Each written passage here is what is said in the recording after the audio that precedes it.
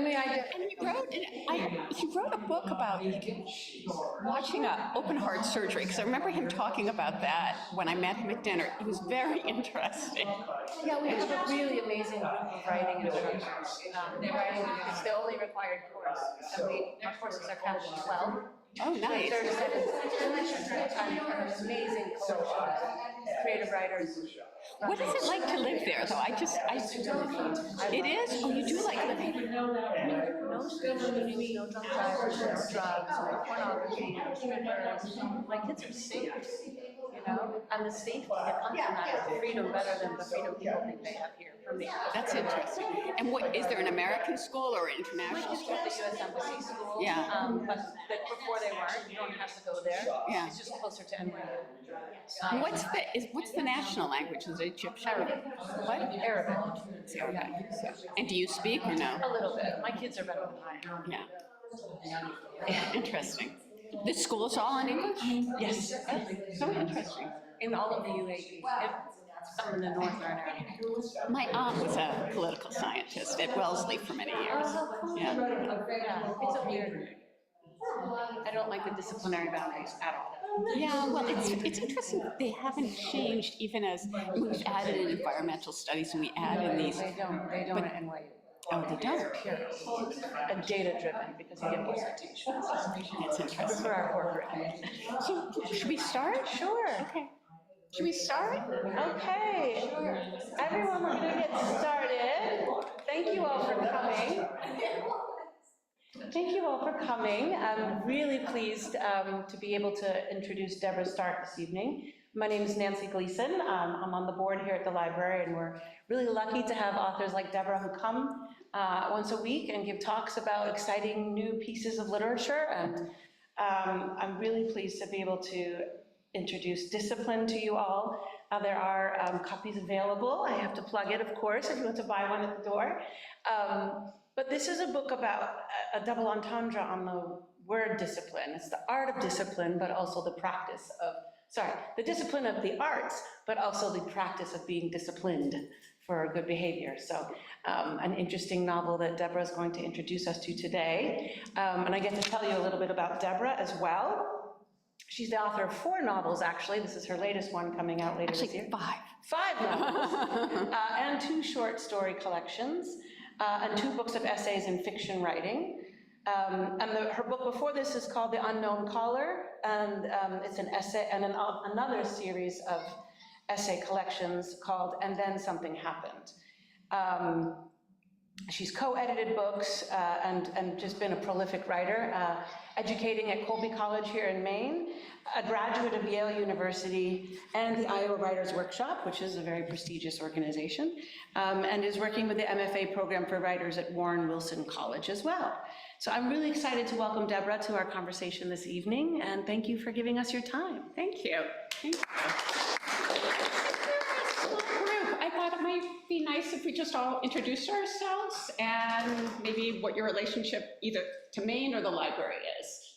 I'm Mary Webster. A lifelong summer person here, a big fan of the library. I've learned so many things from just wandering around the stacks of this library, and I'm delighted to have you here with us tonight. Oh, good. And where are you when you're not a summer person? In Virginia, right outside of Washington, Arlington, Virginia. Oh, okay. Great. Really nice to meet you. Yeah. Melissa Lincoln, lifetime summer resident, I like that phrase, as have many generations before me. I remember this library, not in the old place you were just saying, but the older library in this place that had a dollhouse. That was unbelievable. And a fireplace and a dollhouse. And yeah, I still remember the dollhouse in my childhood library. And when you walked and you tried to tiptoe, it was And where are you when you're not a summer resident? I live on a boarding school campus in Western Massachusetts. A what? I'm sorry? A boarding school campus in Western Massachusetts. Oh, where, do you want me to ask? At Northfield, Vermont. Ah, I went there one summer. Christine Strawbridge, and I've been using the library on my house for 45 years, whatever. But I take both books on tape and books out, and go back and read. I just read a fabulous book by Robert Harris called Fatherland that I had never read. and, oh, couldn't put it down. I just love coming in, perusing the shelves, funny books. Wonderful. I am Gary Mitchell. I am Debra Spark's husband. I'm a visual artist. We live in North Yarmouth, which is about 80 miles or so down the road. And we've been there for a long time, 25, 26, a while. One of my favorite things doing this book is that at two separate points, I have this character look at a painting by Gary Mitchell and say, there's that Gary Mitchell again. That seems like a painter I should look into. So that was, and of course, no one gets it except for my friends who then email and say, I saw that. That's very clever. My name is Leah Polis. I am a book publicist who was very honored to work with Debra on this book. So lucky, so nice Yeah. to get to meet Leah. We've never met in person, we've only met in Zoom. And So exciting. yeah, so she worked for the first 6 months the book was out, and was so generous with her time and efforts and imaginative ideas. It's a true joy, and I'm just so overjoyed to meet you in person. I know, to it's be nice to here. finally see. I am also a summer resident. I've been coming here since I was 10. I'm usually based in Brooklyn, New York. And for several summers, my husband and I, we worked together, and we would actually just bring our laptops and work here every day while our kids went to the neighborhood house for camp. So that is my connection with the library. What we're doing is everyone's going around the room and saying, just introduce yourself My and name is Barbara Peabody, and I'm a summer resident for July, and where are you when you're not here? Millbrook, New York. Nice to meet you. Nice to meet you. And I've introduced myself, but Okay, so delighted to be here. Well, I assumed everyone here would have a connection to Maine, so I thought instead of just reading, especially since we're just in a small group, I would talk a little about the main parts of the book, with the main connections of the book, and actually talk about two things that happened, and forgive me because you both know this part of the story. This story is an art mystery. It's a sort of literary art mystery, and it surrounds 3 stolen paintings, and there are 3 narrative lines that sort of braid together. But if you had asked me 8 years ago what I was working on, I would have told you I'm working on a book about the soup kitchen in Portland, and that book never came to be.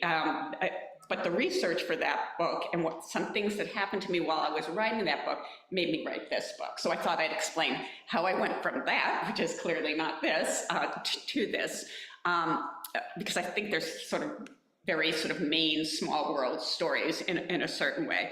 And I should say, you had said it's true, I work at Colby College, but I'm not full-time there, so I always juggled that and working at Warren Wilson with writing for Maine Home and Design and for other shelter porn magazines, as they say, largely in Maine, some in New England, and now some sort of farther afield. But one of the things that happened when I was doing that, I was writing for Maine Home and Design, is I obviously went into really beautiful homes all around the state, and was how I got to see a big part of the state. And while I was doing it, I happened to be volunteering at the soup kitchen for about 1.5 years every week. So that was kind of a weird way to be in Maine, because you're seeing the haves and the have-nots, sort of the wealthiest and the poorest. I mean, not always the wealthiest, but often that was the demographic of people whose homes were in Maine. And it's impossible to live in Maine for any extended period of time and not be, aware of the sort of extremes of wealth here. Especially when we first moved here, we lived in Waterville, and so in Waterville, we lived in the town, we're teaching up at the school, which is sort of a have-not community, a have community, and then the people in the town are more sort of in a have-not situation. So that's always sort of been in the back of my head. At any rate, while I was working on this, and I should say the soup kitchen book, I had it pretty developed. I wanted to be like Omnivore's Dilemma. Did any of you read that book? Do you remember it well enough to say what it was about? Omnivore's Dilemma? Okay. It was so Michael Pollan, who's the big food writer, he had taken, and I don't entirely remember everything now, but he had taken 3 meals and traced them back to their origins. I remember one was definitely a McDonald's meal, and one must have been a high-end organic meal, because I remember that was the first time I ever heard grass-fed beef, and I don't know what the one in between was. But he sort of just traced everything back to its origins, obviously to make an argument about food culture in the United States. So I thought, well, what if you did that, but did it with a single meal at the soup kitchen? And yeah, you would look at the food, like one of the weird things about the soup kitchen is we'd get these chicken breasts and they were all exactly the same size. I was like, what do you do to grow chickens who are all exactly the same size? So that seemed like an interesting thing. But I thought, but you'd be really tracing the people back. You know, you do 1 or 2 clients, you do the chef, who invariably was someone who had been homeless himself, the workforce people, there was always a policeman in the back of the room. So I was and also when you're there, you can't help but be curious, like, how did you end up here? You know, how did this come to be your circumstances? And also, why are you volunteering? Why are you working here? Whatever. So I worked on it for about a year, and I have to say I was getting more and more depressed as I was working on it, because it just wasn't coming together. I was interested in the idea I had, but like the narrative wasn't coming together. And I was also aware I was scared to do certain things I probably needed to do to really research it, like go out to a homeless encampment. And I thought, I'm nervous, I don't want to do that. You know, all the obvious things that would make, you know, or, you know, pursue some things about the drug underculture in Portland, which I did not want to pursue. Then 2 things happened. The first thing that happened was I was interviewing a homeless man, and he said that he was the adopted son of Mama, or that's how I heard it. And Of who? of Mama. I couldn't hear what he was saying. So, and then he said Mama again. I was like, what? I was like, I'll go home, transcribe it, I'll figure it out. And when I got home, he had said he was the adopted son of Walt Kuhn. Did any of you know who he was? He was an artist. He had a pretty good reputation in New York, but not as good as probably he would have liked. He summered on Gunquit, but he was best known for having been one of the 3 artists who was responsible for the 1913 Armory Show, which was a show in the Upper East Side in the Armory that first brought modernism to the States. That's when everyone first saw Picasso and all these other artists. Alfred Stieglitz was also involved in that show. At any rate, if you go to the Gunquit Museum, you'll see his work. I've seen his work in major museums all over the place. He painted a lot of clowns, not of the bozo variety, but of the people dressed up as sort of more art-type clowns. At any rate, this homeless man said he was the grandson of this famous painter, and I thought, yeah, I don't know if that's true or not, but I looked online and I saw a story that I thought was about him, and it was about a man running from the law with some paintings by Walt Kuhn, and he burnt the paintings by the side of the road. And that kind of made me gasp, because of course, you know, these are reproduced, but a painting, I don't know, the idea of burning a painting, I think would have made me gasp even if I wasn't married to you, something about that really. So I think that had me thinking about art and crime anyway, so that sort of came into my head. So that I'm going to read you just a little bit from the first chapter, because that sort of started my ideas, like actually maybe I want to write a novel that has to do with art, maybe it will have to do with an art crime, and then I'll tell you the second story that completely changed it. So this is just the first page of the first chapter. And I should say it's based on something that happened to me when I was writing for these home and design magazines. One day I arrived on an island off the coast of Maine, I think it was Final Haven, and it was January. It was incredibly, incredibly cold, and the person who was supposed to pick me up didn't come to pick me up. So in real life, I just went to the harbor master. They put in a phone call. But I did think, what would happen if I arrived later in the day? It was really, really cold, and as you may know, if you visit the islands off the coast of Maine, pretty soon everyone gets picked up and gets driven away. Like, what would happen? So that was the situation I put my character in. So this is just the first page of the first chapter. It takes place in 2018. Something had gone wrong. Gracie Thomas had arrived on the island just when she said she would, on the final ferry of the day.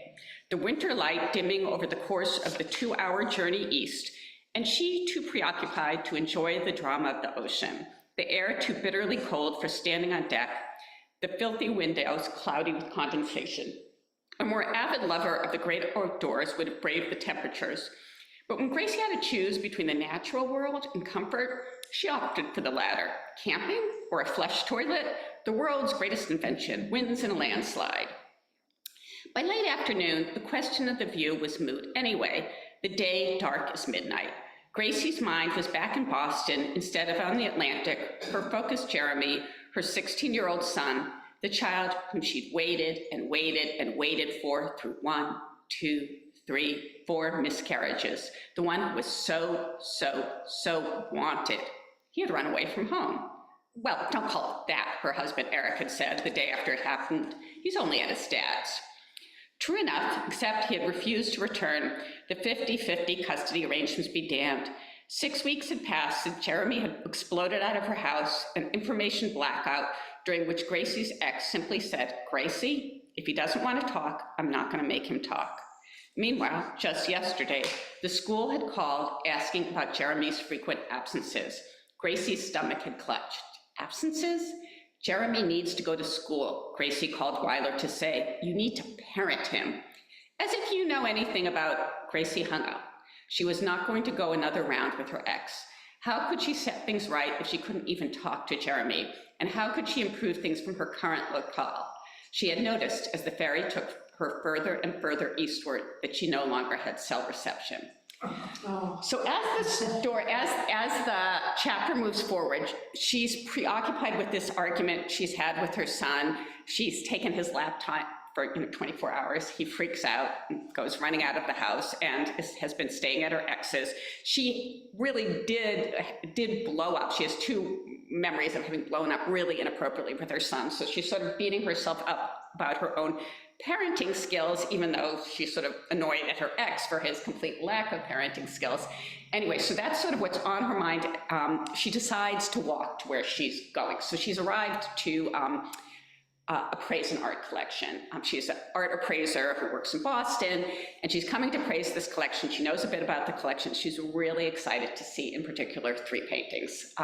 And so that's sort of the setup of the chapter, and then I'm gonna read to the end of the chapter. So she's walking and walking and thinking about all this, and then she's sort of, you're learning a little about the painting she's going to see and what happened with her son, but she's also getting really cold as she's walking. She knows the right direction. No one's passed. She keeps on thinking someone's gonna pass. No one passes. Let's see. She sort of narrates the big fight she had with her son, and then I'm gonna sort of pick up about 3 pages from the end of the chapter.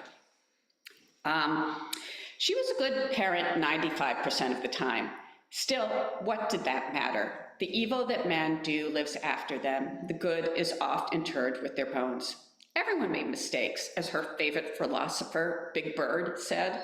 True, not mistakes that made a teen want to hurt himself. Her son has cut himself once. It seemed impossible, but there it was. She was the third-person enemy in that most challenging of first-person games, getting through adolescence without cracking up. And one of the things they fought about is he's on the video games too much. Would these be his strongest memories of her getting so mad last year, taking his computer this year? Was it really true you could not blow it on occasion with your child? She had read all the books about how to be a good parent, how to raise responsible, resilient children, and they backfired because they were about how to be a good parent to a child who wasn't her child, and with a partner who wasn't Weiler. If only she'd figured this out sooner. Her purse grew heavier as she walked. Why had she put so much in it? Gracie's thoughts about Jeremy were tangling with some about her college roommate, a young woman whose father would visit on occasion and take everyone out for a fancy dinner. He struck her as so warm and loving, full of funny stories, but her roommate talked about him as if he were a self-important idiot, all pretense, always telling you what la-di-da people he'd managed to meet in his work as a financial advisor. Gracie actually appreciated the brush with fame stories, especially when they were about actors or artists or writers. She was such a sucker for that kind of thing. Now she had a vision, so clear it was almost a hallucination, of Jeremy at a TED conference, standing on a bare stage, saying to an understanding audience, and then I realized it's okay to want things. Speaking of wanting things, Gracie really needed to pee. The options here appeared limited. She was hardly going to lower her pants and squat for the task of her hiking etiquette. Losing all control and wetting herself would make her colder. Once, her father had been unable to find a parking spot near the South End Theater where she was performing in an after-school play. Early ambitions, always. He dropped her mother and siblings off, then circled the streets looking for a space. In the end, he had to park far away, peeing himself because he would not stop for a bathroom on the way to the performance. He didn't want to be late. But this couldn't be true, could it? Her father, so proper, who always wore a suit to work, even when an entire generation had dropped that formality, letting himself sit with a string of dried pee on him all through the importance of being earnest? Something about that memory felt scrambled. Gracie heard a car coming down the road, rescue. And yet when she turned, the road was empty. She had quite clearly heard a whooshing sound. Her boot prints were already gone, as if they'd been immediately filled with snow, only it wasn't snowing, so maybe it was sugar? Or maybe there weren't boot prints in the first place because she was walking on a road that had been plowed and not in actual snow? Oh, how her toes ached. Was Gracie getting confused? She used to bake during blizzards. Was that why she was thinking of sugar? She knew she was out in the cold. Somehow she wasn't shivering any longer. She tripped over something, grabbed at the air as if for the handhold of an imaginary railing. She fell all the same, a cartoon bubble blooming out of her mouth, the word whoops suddenly aloft. She hit the ground, knees first, palms next, her phone flying out of her hand and into the center of the road, the purse tangling around her elbow, the computer cracking as it hit the ground. Broken? Snow worked its way into the gap between her gloves and coat sleeves, an ice bracelet. She hadn't thought she could get colder, and now she had. For a moment, she had thought of the road as bed and a nearby chunk of ice as pillow. It felt surprisingly restful. Then she pushed herself to her knees and crawled for the phone, which was at the bottom of the cone of its own light. She stood, momentarily dizzy. That was okay, right? Her blood pressure tended to the low. At night, she sometimes swooned when she got out of bed to pee. This was just like that, no? She didn't have to pee now, though. How could that be when she did before? Had she wet herself and not noticed? And by the way, she was addressing a punishing internal interlocutor who just decided to join her in the cold. It was okay to want things, though everything bad in her family life stemmed from her wanting things. No testy snapping from Weiler, a family outing in the park, for Weiler to get a real job, all desires that precipitated monstrous fights. She lifted the phone to illuminate the road, still a U of snow capped by the dark sky. Trying to get her desires met backfired, always. Why hadn't she learned? Now she wanted to be warm. She wanted to see those paintings. Instead of getting that, she was getting, the monstrous fight equivalent was, something upsetting occurred to her. She forgot what, then remembered. As much as it pained her to do so, she removed a glove and started to type with a single finger into the Safari browser on her phone, symptoms of hypothermia. Only there was no service on the island. Of course, she knew that, so she should stop typing, but for some reason she didn't, not until she had typed every last letter. She had never, never, never felt so cold. Thank God for the phone's flashlight. The road ahead was still just an empty tunnel of snow. Snow on the ground, the trees, firs. She'd never been good at naming anything horticultural, despite living near an arboretum. Spruce? She had another upsetting thought. Out of the dark, something dark, a voiceover announced, as if she were not in her life, but in a film of her life. What is it? She asked the narrator, and he said, your phone. You forgot to charge it.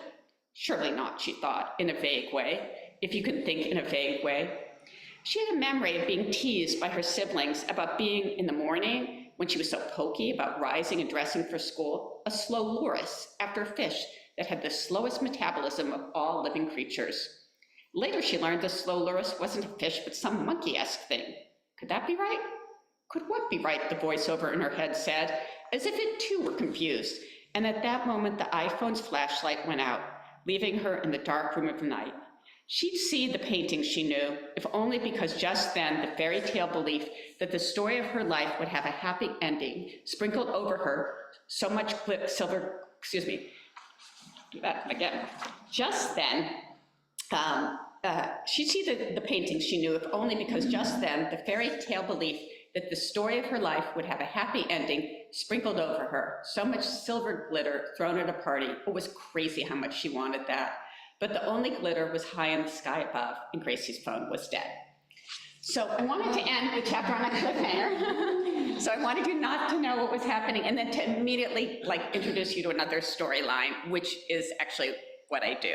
I'll tell you how I got to the other storyline. So like the character in this book, I had a 13-year-old at the time I was writing, he was around 13, and I was definitely struggling with parenting him, mostly because parenting, I think now is so different than the way I was parented. I gave a reading in Boston was it just last week? And I said, my mother was in the audience, and I said, you know, when my mom told me to do something, I did something, and she did object to that understanding of myself. But that was more or less true. I mean, kind of a good girl. And I felt like when I told my son to do something, he just didn't. And I just sort of couldn't, and also everything was different, especially because of online behavior and so many different things. So many things were different from when I grew up. At any rate, so that was part of what was going on in my wanting to write a chapter like that. Then what happened, the other thing that happened when I was writing that soup kitchen book that got abandoned is I had a novel out, I think about 8 years ago, called Unknown Caller, and it won one of those Maine Reads. Do you know about the Maine Reads? I don't know if you know this, but do you know what this Maine Reads thing? I think an author who's very well established in Maine picks an author who may be lesser known, and then picks a favorite book that's been published in that year. And Monica Wood, who is much beloved around the state, picked my last novel. So I ran around to a bunch of libraries and read. And I was in one library in Bridgeton, and after I finished my reading, someone asked what I was working on. I gave a hopefully more brief version of what I said about the soup kitchen book, and said I'd been volunteering there. And then a different woman in the audience said, "Were you there the night Patty Sandberg died?" And I said, "Well, no, but people did overdose. They did die at the soup kitchen. And in fact, they had put in a blue light over the bathroom door that would actually detect lack of motion. So if someone went in and then wasn't moving, I don't know how, like I wonder about the technology of that, the blue light would come on. At any rate, so she's asked me about this woman, so then she starts to explain why she has asked. And she had taken a class at Mecca, which is the Maine College of Art in Portland, and this woman, Patty Sandberg, who had died, had been her ceramics TA. And she'd really, really loved this girl, just thought she was wonderful, just terrific. And she was aware that she had gone to this school called Elan, and she was convinced that going to this school, Elan, had given her the PTSD that had led to her heroin addiction and her eventual death. So then she starts to ask me, this woman in the audience, if I know what Elan is. Do you guys know what Elan is? Yeah. Can you say what it is? Do you remember? I mean, it's a decent liberal arts college. Oh, no, a different Elan. Oh, You're that. Elan, not Elon. Yes, Oh. yes, no, that's that, and it is a decent liberal arts college. Elan is a place in Maine. Does anyone know that? Has anyone heard of it? So I hadn't either. So it's ELAN instead of ELON. Elan was one of these abusive therapeutic boarding schools for troubled teens, so part of the whole troubled teen industry. And I had never heard of it. And as this woman's talking, I realized the place is 15 miles from my home, and it didn't close till 2011. I was like, really? How did I never hear of this? And she had gone down a rabbit hole learning about it. And I went home and I went down a rabbit hole learning about it. And it was quite monstrous. And yet it was compelling. And one of the things they did is among the things they did is sort of pick up kids and sort of just take them there, and then they were there. And this is a pre-internet day, so the kids, although not 2011, but the kids had no way of communicating to their parents what was going on, the way they were being treated there. So at any rate, that gave me the idea for the sort of second narrative line of my novel. So I'm just going to read some of my second chapter, and then maybe we can talk a little. So this is the second narrative line. And this takes place in 1978, not in current time, in a whole different voice. Spanish was first period, so Reggie was dozing in one of the mobile classrooms when a tall, middle-aged man, dark-haired, with a round, sweaty face, shook him roughly awake. "Okay, buddy, okay, come on." "What?" Reggie said, instinctively shrugging the stranger's hand off his shoulders, a "get off of me" springing to his lips, though he didn't speak it. "You're coming with us," the man said. "What?" Reggie repeated. The man jerked his head toward the door as if Reggie were confused about the avenue of egress, not the reason for it. Who are you? The classroom, so ordinarily stifling, was suddenly electric. Something was happening. That's for me to know and you to find out, the man said, schoolyard style. Was he for real? And probably he was wearing a long duster coat, even though it was early June, already so hot the city's newspaper were full of angry letters saying the school year should be shortened. Kids couldn't concentrate in the unair-conditioned classroom. Next to the stranger stood a short, beefy guy wearing a white t-shirt, jeans, and a Red Sox cap, which was confusing in a different way. Bridgeport wasn't a city where people wore baseball caps, and if they did, it was for the Yankees. Ay caramba, what's going on, said the olive oil-shaped Miss Funes, hand to cheek. Behind her were the magazine pictures from Spanish-speaking lands that she taped onto the blackboard.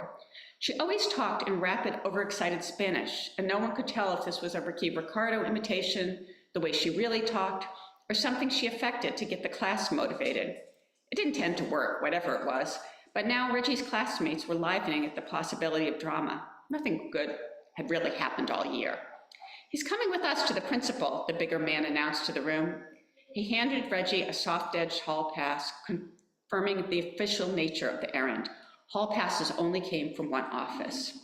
Reggie had not, to his knowledge, done anything wrong, not recently anyway. What for, he asked. There'll be time for all that, the man said. Nice coat, a kid called from the back of the room.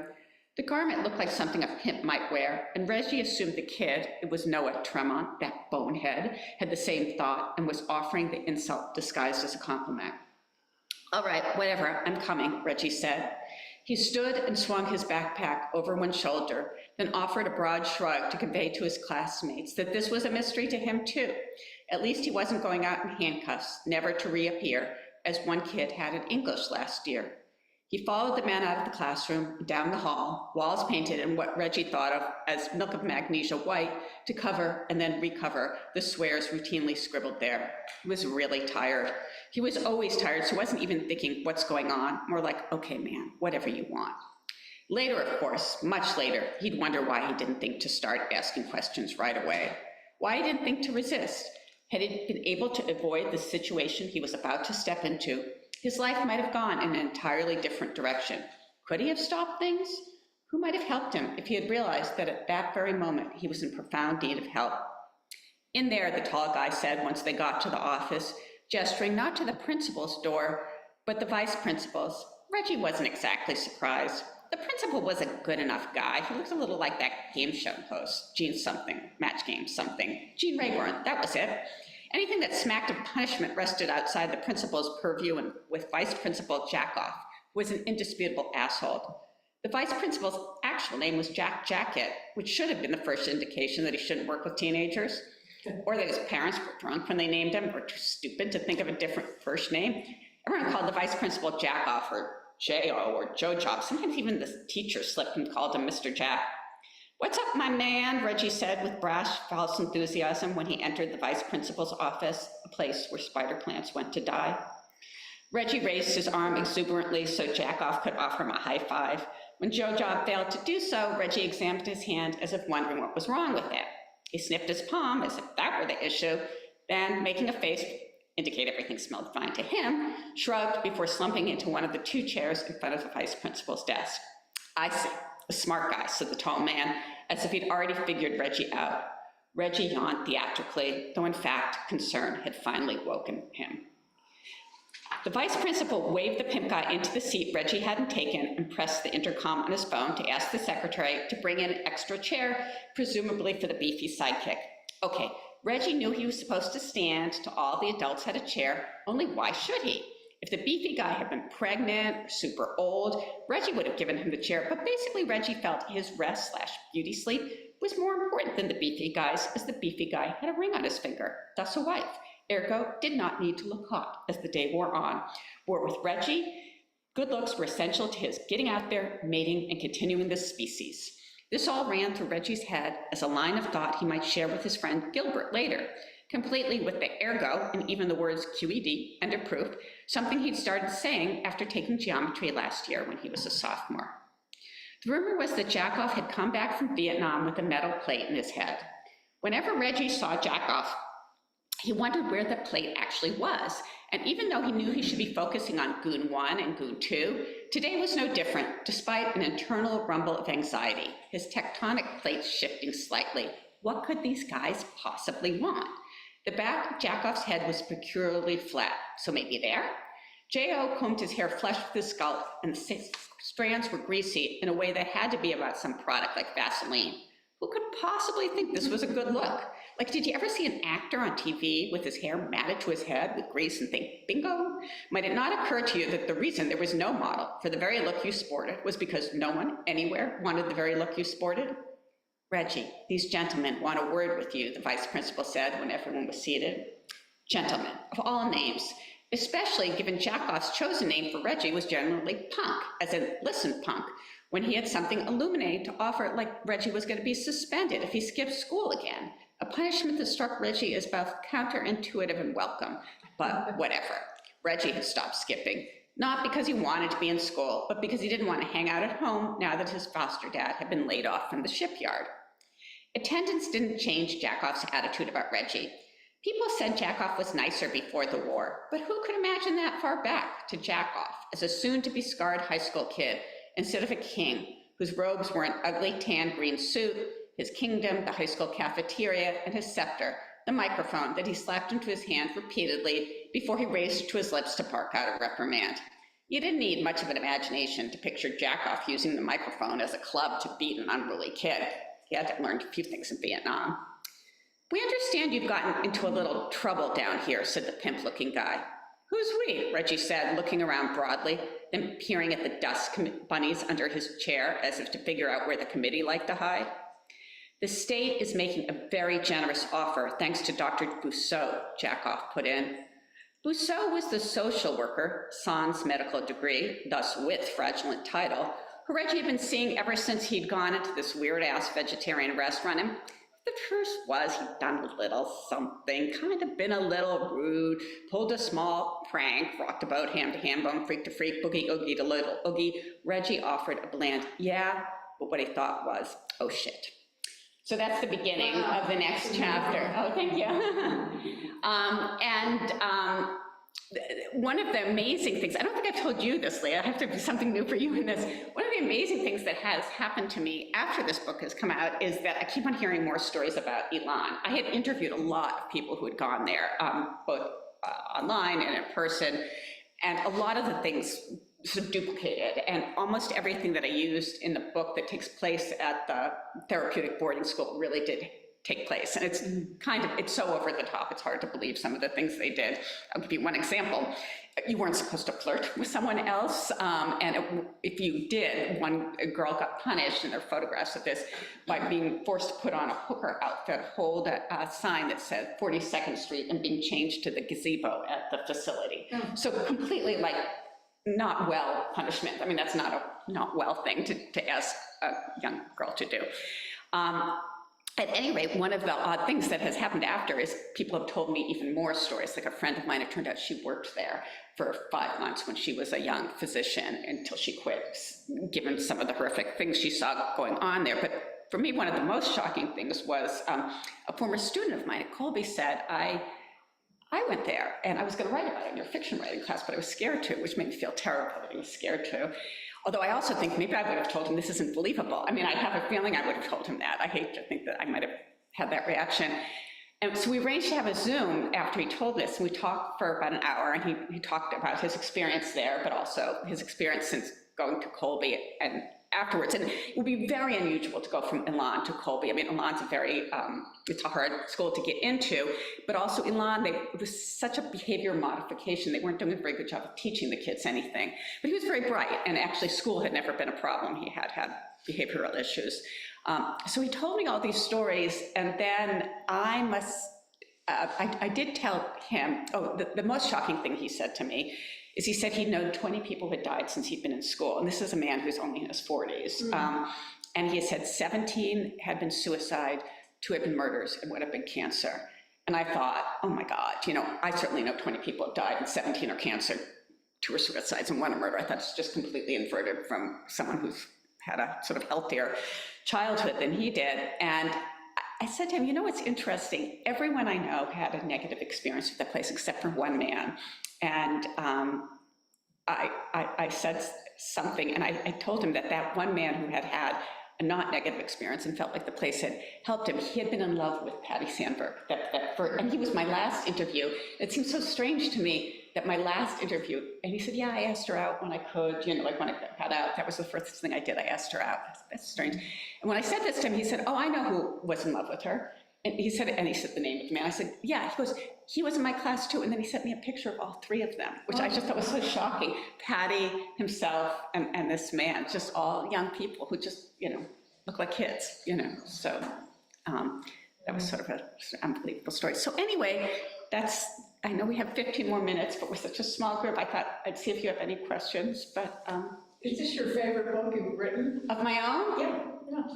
Because you've got quite a list here.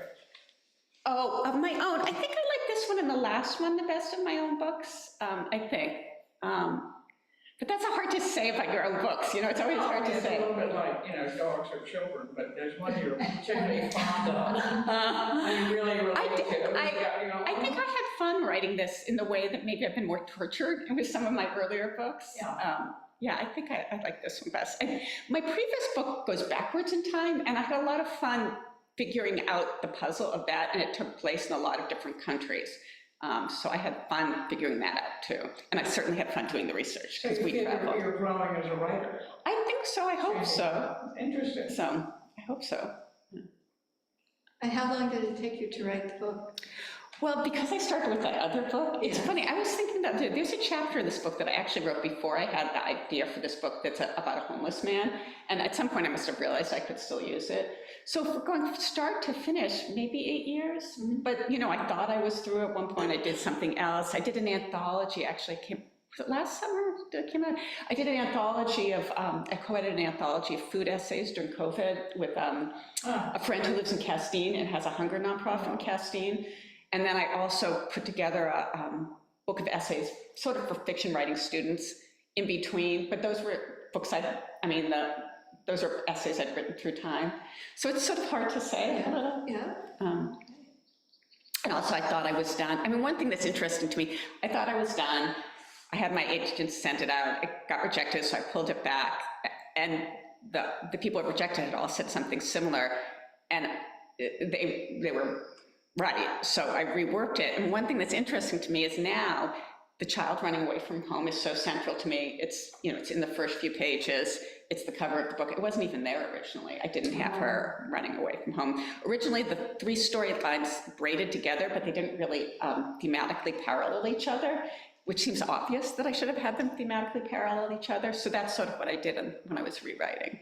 And do you close the loop, or are there cliffhangers when it's done? I definitely closed the loop. Thank God, okay. Yeah, no, I definitely closed the loop. I do not like, first of all, I love to be surprised, so I tried to surprise people. I didn't want you to know until like then, but I wanted there to be a lot of surprises. But I also hate when a novel doesn't answer the questions it raises, so I hope I do. There's one question I purposely leave up in the air, but everything else gets Do you approve the cover? I picked the cover. You picked the cover. They let me pick. That's one nice thing. So It's an interesting way of taking the word discipline. Yeah. I think, it's funny, this is a small press book, and, you always hope you're going to be with a big press. But one of the nice things being with a small press is they do let you do stuff like that. I think if you're with a big press, the big marketing office says, no way, this is how it's going to work. So, in fact, someone was telling me that they'd sent her, 3 different covers to pick with. She picked the ones she wanted, and then they rejected them all and pulled them back and sent her something she hated. I was like, oh no. Yeah, that's tough. Do you ever write any nonfiction about the soup kitchen, which seems more nonfiction, or the school?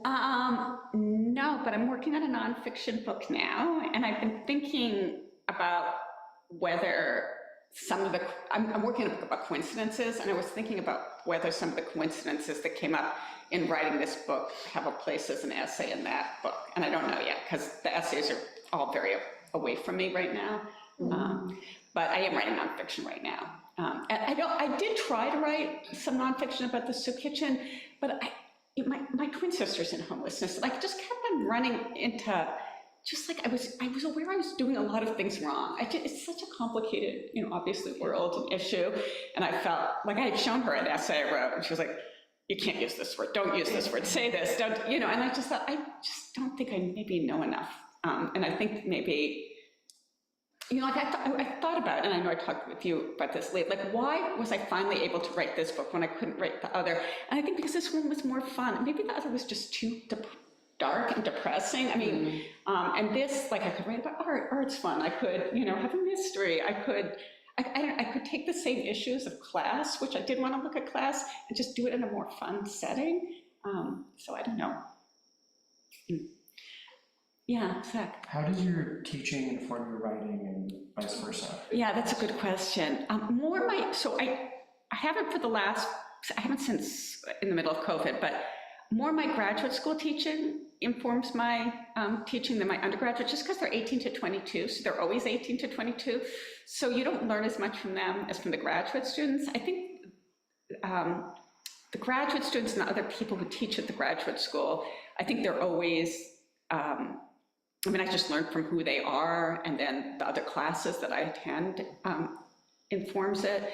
But in certain ways, it's kind of separate for me, the day job, in the same way that I feel like, do you feel that way? Did you feel your teaching informed your painting? Oh, yeah. Oh, you did? Oh, yeah, there were many times that I saw something my students were doing and was humbled, even though I'd set up the project, and thought, I can do something with that. And in fact, there have been whole bodies of work that started with something I subjected my students to, looked at their outcome, and hopefully went beyond it. Yeah, I've definitely been in awe of some of the, like I just read a novel by one of my grad students. It's fantastic. It's called Maya and Natasha. I think it's going to be out in 6 months, about two twins, ballet dancers during, they get born during the Leningrad siege, the siege of Leningrad, and it sort of goes on from there, and Balanchine is a character. I mean, it's just wild, and I have to say, I was like, whoa, I always knew you were good. I did not know you were this good. It was really, really impressive book. So that was sort of exciting. That's not really an answer though from me. Fabulous.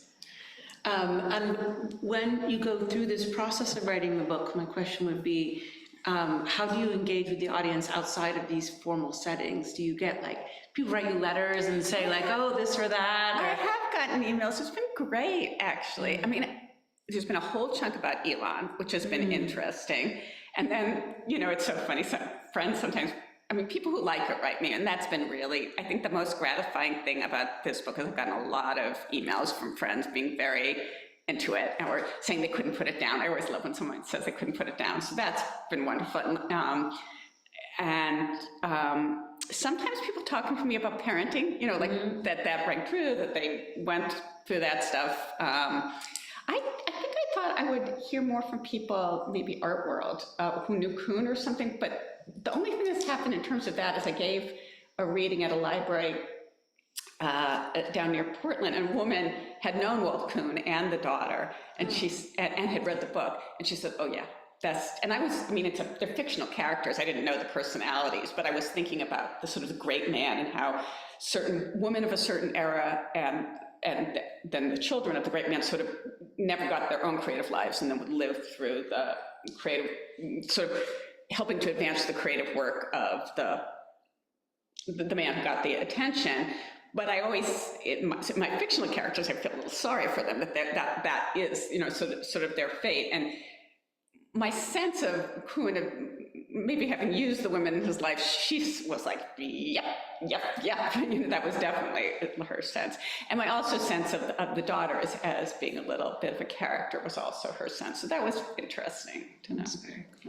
But it's fiction, I'm sort of elaborating. Well, congratulations. It's an excellent endeavor to weave together these stories and share some of the characters with us here too. It's exciting. Thank you for coming out. It's so nice to be outside, so it's hard to come inside. Thank you so much. Looking forward to it.